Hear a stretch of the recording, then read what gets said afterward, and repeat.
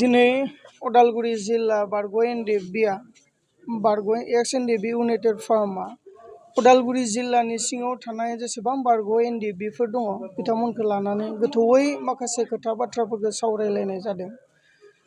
मानो होनोब्ला जोंहा गोबां समयसाफोर दङ आरो बारग' NDFBनि जि समयसा बे समयसाखौ अकल बे समयसाया बारग' NDFBनि समयसा होननानै जों साना।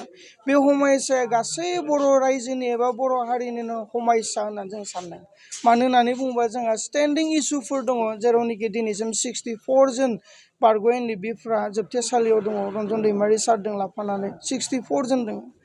बेराफारसेथिं गोबां सेंग्राफ्रा दिनै न'आव दङब्लाबो गोबाङानो केस दङ आरो गोबां जोंनि बारग' NDFBफ्रा रिहेबिलिटेसन मोनफुंनो हायाखै। जि समायाव मोजां सोलोंथाइ लानानै साख्रि बाख्रि लानांगौमोन, जि समायाव थाखा फैसा खामायनांगौमोन, बे बैसो आधा बैसो ससेखौ हारिनि थाखाय बावसोमबोबाय। गावनि थाखाय गावनि उदैनि थाखाय बारग' NDFBफ्रा ओरैनो रं तामसा खालामनो थाखाय आखायाव हाथियार लानानै दावहा नाङाखैमोन। हारिखौ फोथांना लाखिनो थाखायसो आखायाव हाथियार लानानै दावहा नांदोंमोन। दा बै खावसे बैसोखौ बारग' NDFBफ्रा हारिनि थाखाय होबोबाय। नाथाय दिनैसिम जोङो सुक्तिनि उनावबो गोबां जोंनि NDFBफ्रा रिहेबिलिटेसन मोनफुंनो हायाखै आरो जायफ्रा मोनदोंब्लाबो बे थोजासे नङा। बेनिखायनो जों सरकारनियाव दाबि खालामबाय थादों जे फैबाय थानाय जि आसाम पुलिसनि रिक्रुटमेन्ट जागोन बेयावबो माखासे जोङो खथा बिगासिनो दङ। लोगोसे जोंहा जि 3rd ग्रेड 4th ग्रेडनि जि BTCआ मोनसे साख्रि होनो हानायनि क्षमता दङ, बिनिफ्राय होयो ना स्टेट गभर्नमेन्टनिफ्राय माबा मोनसे अथरिटि होयो बिथांमोननि खोथा, बेखौ जों एपिल खालामबोबाय थादों। बेफोर इसुफोरनि सायाव लानानै जोङो दिनै सावरायदों आरो बेबायदि इसुखौ लानानै जों सावरायबोगासिनो दङ।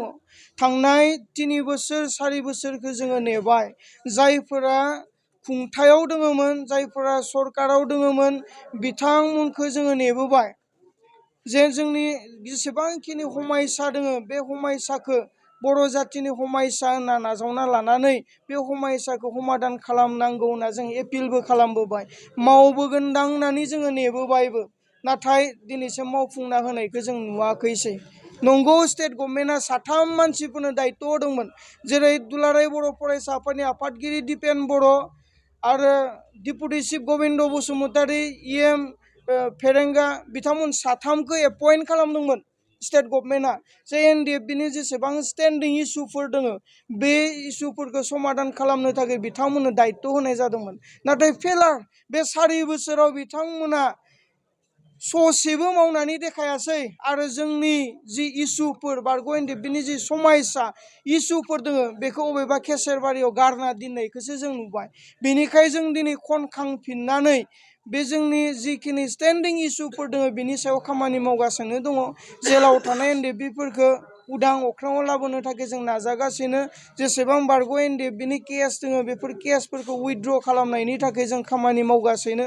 जेसेबां मुंख्लं न'खरफोर दङ बे न'खरफोरनो अनसुंथाइ होनांगौ बिनि थाखायबो जों खामानि मावगासिनो आरो जोङो मावलांबाय थागोन। नाथाय जों जि बे जोंनि इसुनि सायाव जि खामानि मावदों, दिनै सोरबा जायफ्रा बेफोर इसुफोरखौ केसेरबारियाव गारनानै दोनग्राफोरा दिनै एलार्जि जादों, मेगन सादों आरो दुखु मोनदों, जायनि थाखाय दिनै जोंनि खौसेथिखौ नायनो हाया जादों, सहायनो हायाखै बिथांमोना। जोंनि इउनाइटेड फार्म अफ एक्स NDFBखौ पिस बोफ्लेनो नागिरदों।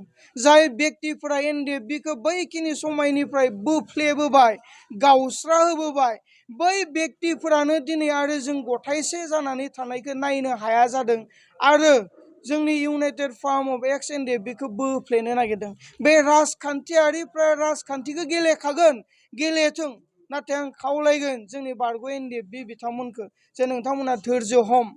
राजखान्थिनि प्रलबनसाव, राजखान्थिनि माबा मोनसे लुब देखायनायाव जे नोंथांमोना दोलोखौ नागारनानै थाङा।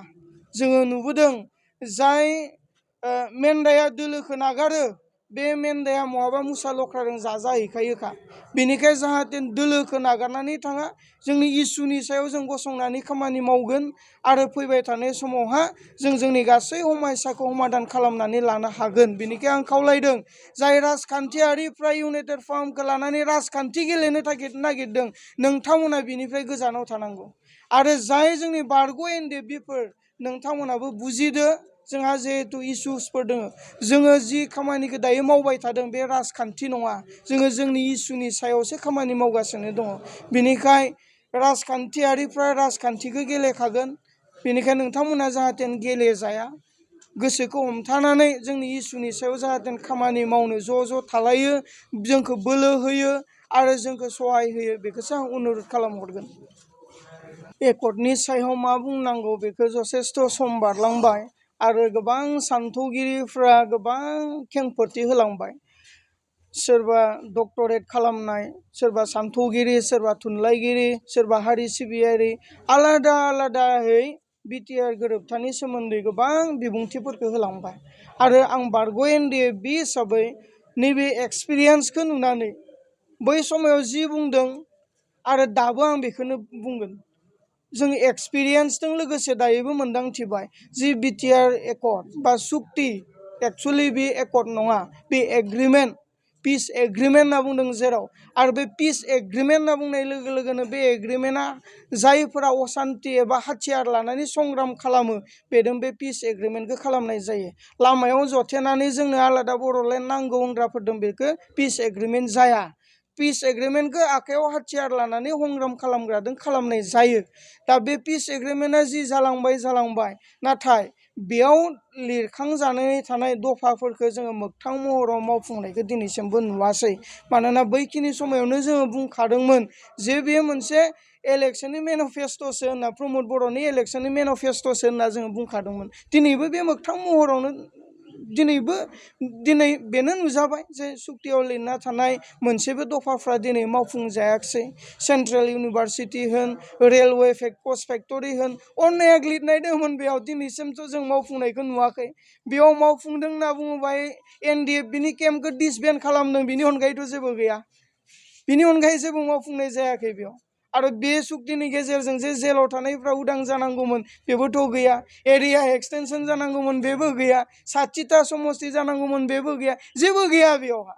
बेनिखायनो जों बुंबाय थादों, बे बिटिआर सुक्तिनि दफाफोरखौ लानानै बे दफाफोरा प्रमद बर'नि इलेक्सननि मेनिफेस्ट'सोमोन होनना जों सिगांबो बुंबोदों, दाबो बेखौनो आं बुंगोन। नंगौ, जोङो जोंनि इयुन जोलैखौ जोंनो फोरोंलांनांगोन। जोंनो गोग्गो जोंनि उन जोलैखौ, जेनेरेसनखौ दानानै होलांनांगोन। नाथाय जोङो खोनायो मबेबा समाव जायफोरखौ मानसिफ्रा अनार होयो, सनमान खालामो, सनमान खालामनानै मोनसे पजिसनाव दोनदों। सोरखौबा EM बानायना दोनदों, सोरखौबा चिफ डिपुटि चिफ बानायदों, सोरखौबा मन्त्रि बानायदों, MLA बानायदों, MCLA बानायदों, लिडार होननानै रायजोआनो बानायदों। नाथाय रायजोआ लिडार बानायदों, बिथांमोना गावनि खुगाखौनो हमथानो हायैफोरखौ जों नुदों। जोंनि जेनेरेसनखौ जिबायदि जोङो फोरोंलांनांगौ, बिनिफ्राय जों फेलार जानायखौ जोङो नुदों। बेनिखाय आं बेखौसो खावलायगोन, जाय बेक्तिफ्रा मिडियायाव फैयो, जेन गनाय जाथावना बाथ्राफोरखौ बुङो, जेन बयबो गावनि बिमा बिफाजों थाफानानै बा गावनि गथ'फोरखौ लाफानानै जेन जोंनि मिडियाफोरखौ नायनो हायो। बेबायदि नायनो हाथावना अबस्थायाव खोथा बाथ्राफोरखौ बुंनो थाखाय आं खावलायगोन। आरो बेबायदि स्लां लेंगुवेजफोर बाहायनायफोरनिफ्राय जों गोजानाव थागोन, नङाब्ला जोंखौ मुगैगोन। जोंखौ जाथि हिसाबै जों मुगैजागोन, जों हारि हिसाबै मुगैजागोन, आरो जोंनि जेनेरेसना गाज्रि जालांगोन। आंथ' नुबाय थादों जे ओरैबायदि बाथ्राफोरखौ बुंदों, जोंनि खुगानिफ्राय ओंखारनो समाया ओरैबायदिसिम जाहैदों, सोरखौबा सैमा अमा बुंनो नागिरलाय लांदों। अब्ला फैबाय थानाय जेनेरेसनाव जोंनि उन जेनेरेसना मा सोलोंगोन? आदा बाजै लिंनो बावगारनानै सोरखौबा सैमा अमासो बुंग्रा जाहैगोन। सैमा अमाखौनो सोमोन्दोसो बाहायग्रा जाहैगोन। ओइ सैमा, ओइ मोसौ होनना बाहायग्रा जाहैगोन जोंनि जेनेरेसना। आदा बाजै सार मेडाम बेबायदि गाबज्रिनो बावगारहैगोन। बेनिखाय आं खावलायदों, जाय राजखान्थियारिनि गोहोआव थाग्राफोर, समाज सिबियारिफोर, नोंथांमोना थि सोदोबजों आरो गनाय जाथावना सोदोब बाथ्राफोरजों रायजोफोरखौ बेंनो नाजानांगौ।